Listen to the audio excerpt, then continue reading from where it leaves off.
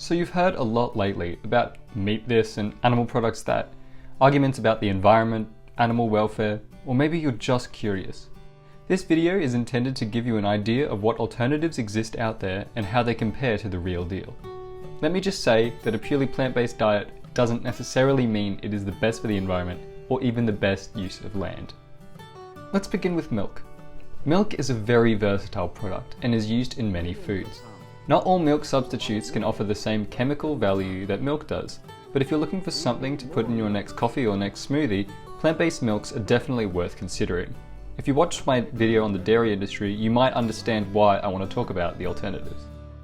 Almond milk, the popular cow milk substitute, has one of the lowest greenhouse gas emissions and can be a rich source of magnesium and high fiber, but has a downfall: water. Almond milk production requires massive amounts of water. This can be detrimental to freshwater reserves where it is grown. Soy milk, another popular alternative, has a good protein content, making it efficiently nutrient. Some soy is mass-produced as feed for livestock, and thus much land has been cleared to make way for soy farms. Just do a little research into where your soy milk comes from and it'll go a long way. Soy contains high-quality proteins as well as most essential amino acids. It also is a good source of minerals such as calcium, potassium, magnesium, iron, and zinc.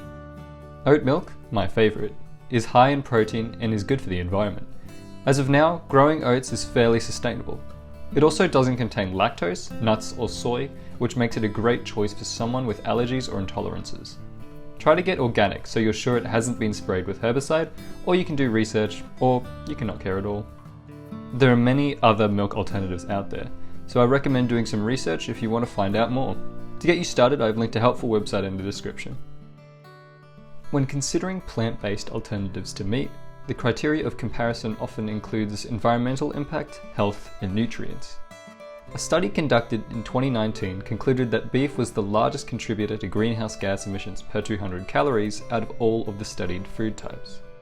The same study also inquired into the resulting health effects when beef was substituted with another of the food types. Their model incorporated data on 6 figures: serum cholesterol levels, sodium intake, heme iron intake, fiber intake, low intake of polysaturated fats, and low intake of potassium. They concluded that substituting beef with any of the studied alternatives lowers mortality rate.